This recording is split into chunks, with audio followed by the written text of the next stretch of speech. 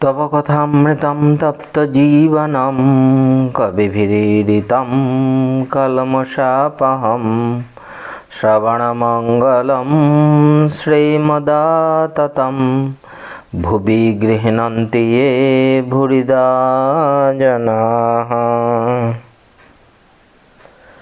তোমার কথামৃত তাপদগ্ধ জনগণের জীবনস্বরূপ মণিগণ কর্তৃক কীর্তিত পাপসমূহের বিনাশক, শ্রবণ মাত্রই মঙ্গলপ্রদ ও সকল সম্পদের আকর। আমরা আগের দিন 378 পৃষ্ঠায় দেখেছি যে ঠাকুর সমাধিস্থ ছিলেন, তারপরে তার ভাবের পূর্ণ মাত্রা আছে। তখন ঠাকুর মার সঙ্গে কথা বলছেন, ছোট ছেলেটি যেমন কথা বলে সেরকম বলছেন, ও মা, কেন সে রূপ দেখালিনি? সেই ভুবনমোহন রূপ এত করে তোকে বললাম, তা তোকে বললে তো তুই শুনবি নি, তুই ইচ্ছাময়ী।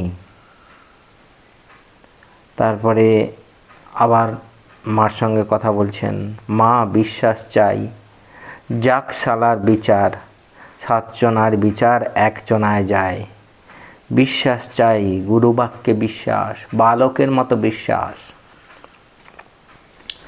মা বলেছে ওখানে ভূত আছে, তো ঠিক জানে ভূত আছে।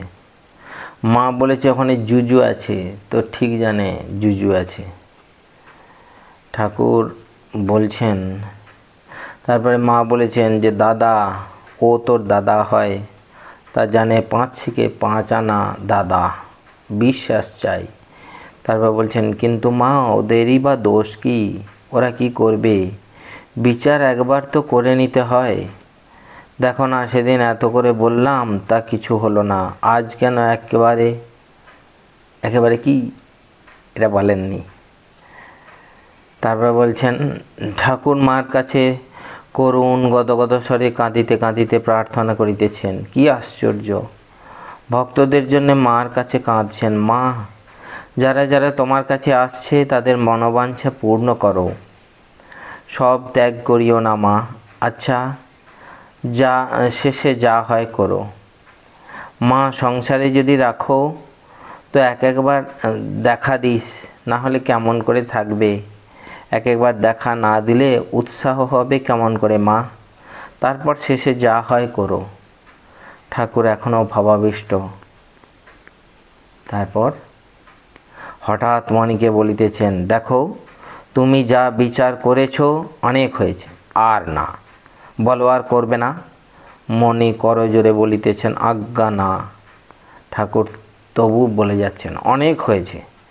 তুমি প্রথম আসতে মাত্র তোমায় আমি বলেছিলাম তোমার ঘর, আমি তো সব জানি। মণি কৃতাঞ্জলি, আজ্ঞা হাঁ। ঠাকুর বলে যাচ্ছেন, তোমার ঘর, তুমি কে, তোমার অন্তর বাহির, তোমার আগেকার কথা, তোমার পরে কি হবে, এসব তো আমি জানি। মণি করজোরে আজ্ঞা হাঁ। ঠাকুর বলে যাচ্ছেন, ছেলে হয়েছে শুনে বকেছিলাম, এখন বাড়িতে থাকো। তাদের জানিও যে তুমি তাদের আপনার, ভিতরে জানবে তুমিও তাদের আপনার নও, তারাও তোমার আপনার নয়। মণি অনেক দিন ঠাকুরের কাছে আছেন, তো এখন যেন সেই পূর্ণ হলো আর কি।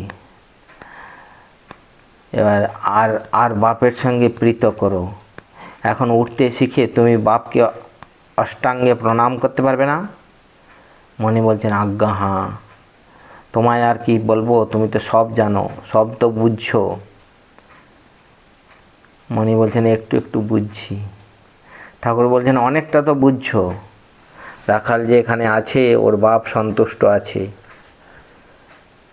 তারপরে ঠাকুর রামলালকে গান গাইতে বলছেন, সমর আলো করে আমার আলো করে কার কামিনী, কে রণে নাচিছে বামা নিরদ বরণী। ঠাকুর বলছেন, মার জননী, যিনি জগৎ রূপে আছেন সর্বব্যাপী হয়ে, তিনিই মা। জননী, যিনি জন্মস্থান। আমি মা বলতে বলতে সমাধিস্থ হতুম, মা বলতে বলতে যেন জগতের ঈশ্বরীকে টেনে আনতুম। যেমন জেলেরা জাল ফেলে, তারপর অনেকক্ষণ পরে জাল গুটোতে থাকে, বড় বড় মাছ সব পড়েছে।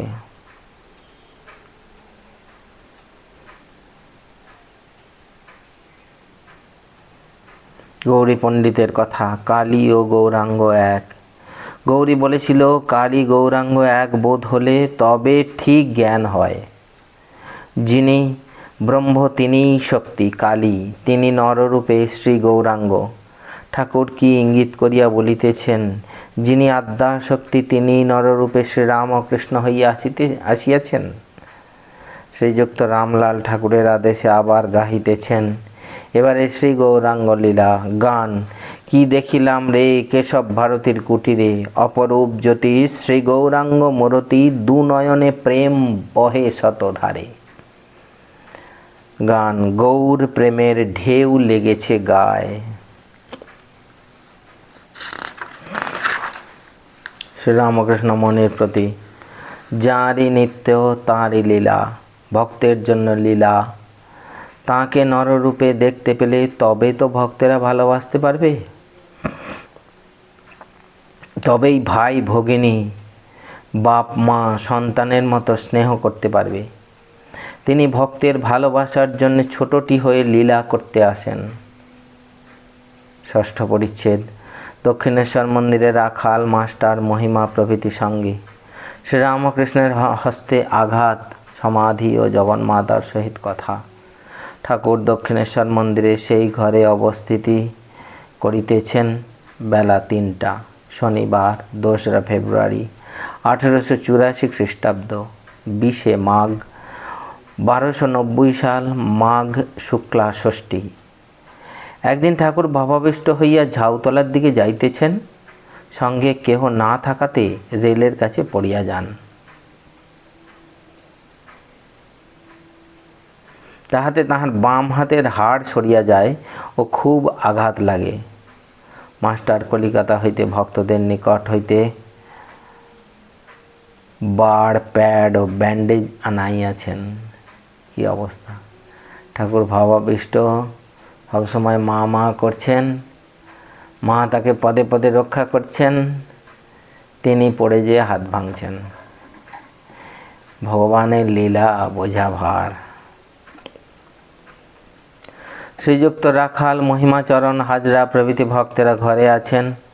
মাস্টার হাসিয়া ভূমিষ্ঠ হইয়া ঠাকুরের চরণ বন্দনা করিলেন। শ্রীরামকৃষ্ণ, কি গো, তোমার কি ব্যারাম হয়েছিল, এখন সেরেছে তো? মাস্টার, আজ্ঞে হাঁ। শ্রীরামকৃষ্ণ মহিমার প্রতি, হ্যাঁ গা, আমি যন্ত্র তুমি যন্ত্রী, তবে এরকম হলো কেন? এই যে ঠাকুর বলছে, আমি যন্ত্র তুমি যন্ত্রী, তাহলে এরকম হলো কেন? ঠাকুর তক্তার উপর বসিয়া আছেন। মহিমাচরণ নিজের তীর্থ দর্শনের গল্প করিতেছেন, ঠাকুর শুনিতেছেন। 10 বৎসর পূর্বে তীর্থ দর্শন।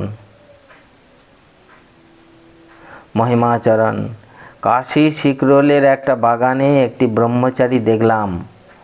বললেন, এ বাগানে 20 বছর আছি, কিন্তু কার বাগান জানি না। আমায় জিজ্ঞাসা করলে, নকরি করো বাবু? আমি বললাম না। তখন বলে, ক্যা পরিব্রাজক হ্যায়? নর্মদা তীরে একটি সাধু দেখলাম, অন্তরে গায়ত্রী জপ করছেন, শরীরে পুলক হচ্ছে, আবার এমন প্রণব গায়ত্রী উচ্চারণ করেন যে যারা বসে থাকে তাদের রোমাঞ্চ আর পুলক হয়। ঠাকুরের বালক স্বভাব। ক্ষুধা পাইয়াছে, মাস্টারকে বলিতেছেন, কই কি এনেছো? রাখালকে দেখিয়া ঠাকুর সমাধিস্থ হইলেন। বাস, খিদে পেয়েছে, মাস্টারকে বলছেন কই কি এনেছো, বলে রাখালকে দেখে সমাধিস্থ। সমাধি ভঙ্গ হইতেছে, প্রকৃতিস্থ হইবার জন্য ঠাকুর বলিতেছেন, আমি জিলিপি খাবো, আমি জল খাবো। ঠাকুর বালক স্বভাব। জগন্মাতাকে কেঁদে কেঁদে বলছেন, ব্রহ্মময়ী আমার এমন কেন করলি? এই যে ব্রহ্মময়ী ছাড়া কিছু জানেন না, যিনি জানেন না তার মা ছাড়া আর কিছু নেই, তিনিও পড়ে যেয়ে হাত ভেঙে ফেলছেন।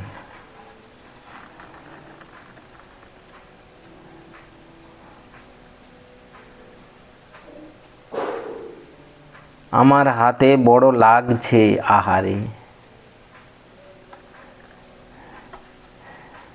ব্রহ্মময়ী আমার কেন এমন করলি, আমার হাতে বড় লাগছে, মা বড় পাষাণী। রাখাল মহিমা হাজরা প্রভৃতির প্রতি আমার ভালো হবে?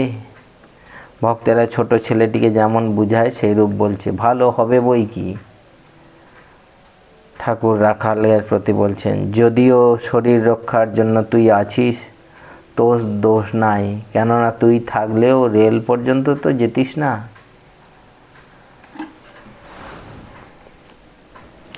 শ্রীরামকৃষ্ণের সন্তান ভাব, ব্রহ্মজ্ঞানকে আমার কোটি নমস্কার। ঠাকুর আবার ভাবাবিষ্ট হইলেন। ভাবাবিষ্ট হইয়া বলিতেছেন, ওম ওম ওম। মা আমি কি বলছি, মা আমায় ব্রহ্মজ্ঞান দিয়ে বেহুশ করো না, মা আমায় ব্রহ্মজ্ঞান দিও না। আমি যে ছেলে, ভয় তরাসে, আমার মা চাই। ব্রহ্মজ্ঞানকে আমার কোটি নমস্কার। ও যাদের দিতে হয় তাদের দাওগে। আনন্দময়ী আনন্দময়ী। হাতে লাগার পর ভয় তরাসে মায়ের ছেলেটি যেন আরও বেশি মাকে ডাকছেন। ঠাকুর উচ্চৈস্বরে আনন্দময়ী আনন্দময়ী বলিয়া কাঁদিতেছেন আর বলিতেছেন, আমি ওই খেদে খেদ করি শ্যামা, তুমি মাতা থাকতে আমার জাগা ঘরে চুরি। ঠাকুর আবার মাকে বলিতেছেন, আমি কি অন্যায় করেছি মা? আমি কি কিছু করি মা? তুই যে সব করিস মা, আমি যন্ত্র তুমি যন্ত্রী। রাখালের প্রতি সহাস্যে, দেখিস তুই যেন পড়িস না, মান করে যেন ঠকিস না। ঠাকুর মাকে আবার বলিতেছেন, মা আমি লেগেছে বলে কি কাঁদছি? না, আমি ওই খেদে খেদ করি শ্যামা, তুমি মাতা থাকতে আমার জাগা ঘরে চুরি।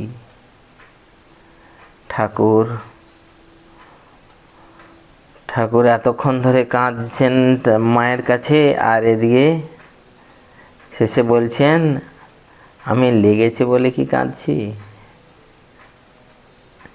না,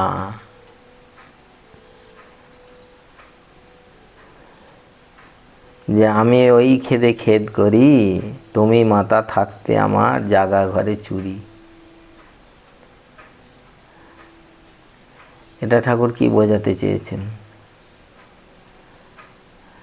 মন মুখ একের কথা, এক করার কথা হয়তো বলতে চেয়েছেন, যে জাগা ঘরে চুরি হচ্ছে মা, তুমি থাকতেও। ঠিক আছে, আজ এই পর্যন্ত। ওম নীলঞ্জনং নিত্যমনন্তরূপং ভক্তানুকম্পাধৃতবিগ্রহং বৈ ঈশাবতারং পরমেশমিদ্যং তং রামকৃষ্ণং শিরসা নমামঃ। ওম শান্তি শান্তি শান্তি। হরি ওম তৎসৎ। শ্রীরামকৃষ্ণার্পণমস্তু।